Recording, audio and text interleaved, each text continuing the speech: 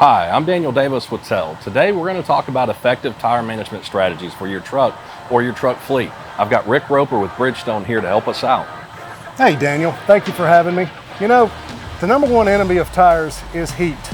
And it's imperative that your fleets and your owner-operators out there understand that the importance of your pre-trip inspections and your post-trip inspections. But more importantly, that they're using the proper tools to check their air. Knowing the recommended air pressure for steers, drives, and trailers, and then using a proper calibrated air gauge and a tread depth gauge before that vehicle leaves the yard. If there are any uncertainties as far as that goes, you can check the inside of the door on the placard and it will give you the tire size of the vehicle, the axle weights, and the recommended air pressure for that vehicle as well. Yeah, absolutely. The effective tire management is going to save our customers a lot of money. Tires are the second most costly thing for our fleets and owner-operators out there. So let's look at some effective ways that we can help you manage your tires. Let's talk a little bit about air pressure and the importance of air pressure. First and foremost, make sure that you've got a calibrated air pressure gauge.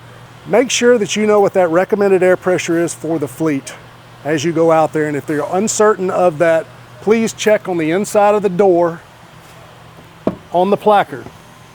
It will give you the axles, it will give you the tire size and the recommended air pressures. Secondly, make sure that you've got a flow-through cap or a valve cap seal. And you check the air, and this one here is at 110 psi. So we are in good shape on this vehicle here. This is not the proper tool to check your air pressure.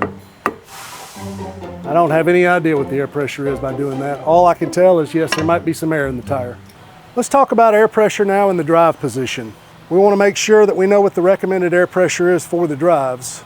Secondly, we want to make sure that these tires, which are bolted together, are married up and basically within 5 psi of each other max. This will allow for consistent footprints and for consistent even wear on the tire. If for some reason these tires are not within 5 psi and one tire is running a lot lower than the other one, it will develop what we see here on this tire here, develop what we call its heel-toe wear or alternated lug wear. And you can feel the skipping, the roughness of the tread from the weird wear, basically because the footprint was not consistent as it went through. So let's talk a little bit about the importance of the maintenance on your tires throughout the life of the tire. The word there that I want to point out is life. You've invested in these tires are an asset.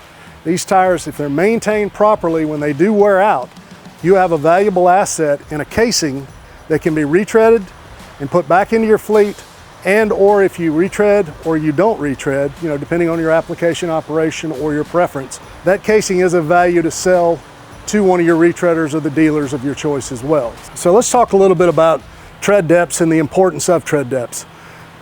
To check tread depths, you want to make sure you've got a tread depth gauge, and they all look a little bit different. This is kind of a larger one, but it helps me to be able to see the numbers. When taking tread depths, you want to understand first and foremost what the DOT regulations are and what's legal. Legal tread depths for a truck are 4 30-seconds on the steer and 2 30-seconds on a drive.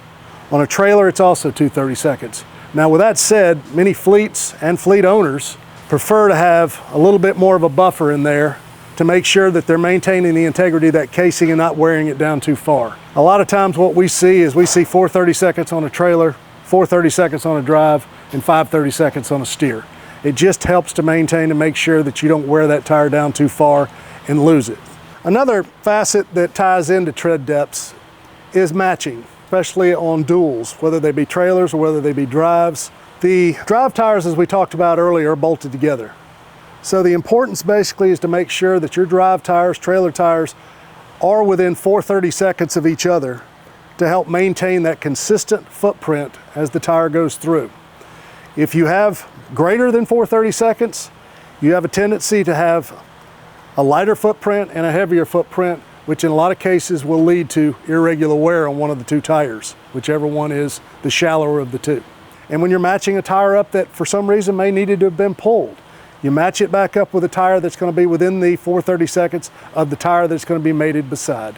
Thank you, Rick, for your insights on how to check the tread depths. Now I'd like for you to go over how to rotate the tires and when to do it. So a lot of cases, if there's going to be rotation in the fleet, the tires ought to be rotated if there's a 4 30-second difference or more, usually between the rear axle and the front axle. So if we're going to rotate these tires, we're usually going to take the left front inside and outside and move it back to the right rear inside and outside, and vice versa for the other two. So we're basically Xing the tires. So we end up basically with a consistent even wear on the tires and prolonging the life of the tires as well. We always stress the importance of checking the tread depths on the drives to our customers and getting them rotated, because it'll actually prevent rear end damage. Now let's talk about the cross rotation of your steers. You don't always have to rotate your steer tires. A lot of the wear that's attributed to this is going to be with an alignment. Rick, can you go over the importance of a 3-axle alignment and when to do those? Absolutely, Dan. You make a great point.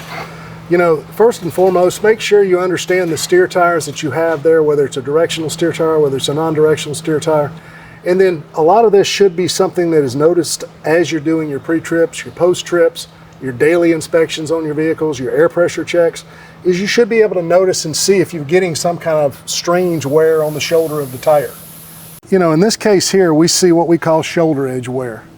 So what is an alignment actually? An alignment basically is the process of all the tires traveling in the same direction on the same line down the road.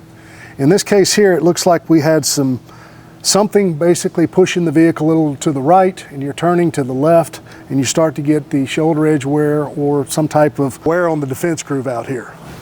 Thanks, Rick. That steer tire had a little bit of wear on it. Let's talk about some other damages and how to spot it. This trailer tire in particular. Absolutely, Daniel. You know, we've talked about a lot of factors today that have an impact and affect tire wear. And again, this one right here, just looking at it, this was a trailer tire, and it appears that you had some air pressure issues, and possibly it could have been a mismatch with the tire beside it. You can see again where the tread is uneven. The footprint was very uneven as it went through, and it looked like it was almost slapping at the ground. So I would venture to say this was probably got a little bit of air pressure issue and probably a mismatch on the tire. Next up, we got a recap. Tell us about this one.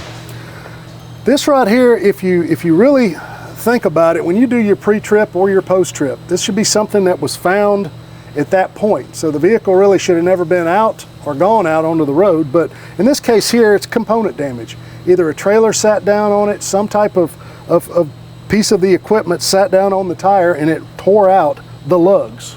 Next up, we don't know what it is. It could have been a steer tire or a trailer tire. What happened with this one?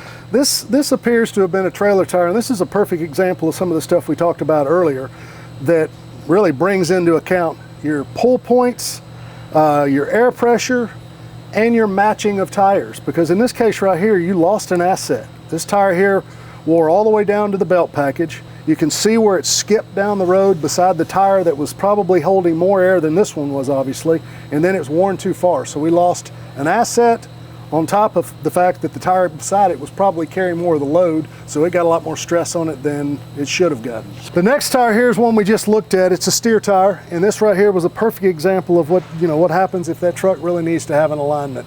It's giving us the shoulder edge wear, it's telling us that it's got a pull, and it's basically saying, we need a front end alignment on this vehicle. And the last one is one that we used earlier, and we were talking about air pressure when the tires of the duals are matched up beside each other.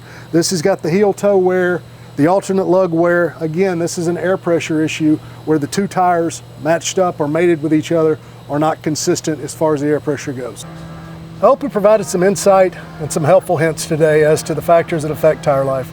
The importance of your pre-trip, your post-trip inspections, the importance of checking air pressure, tread depths, matching of tires, and understanding some of the factors that can cause tires to fail or be pulled prematurely. So be safe out there. Thank you for the time, and travel safe. Thank you for your time today and walking us through that, Rick. It's really appreciated. We hope that whether you're an owner-operator or a fleet manager maintaining a large fleet, that some of these tips will help you get smoothly down the road. To stay up to date on the latest news and information from TEL, and for videos just like this, subscribe to our news channel at news.tel360.com.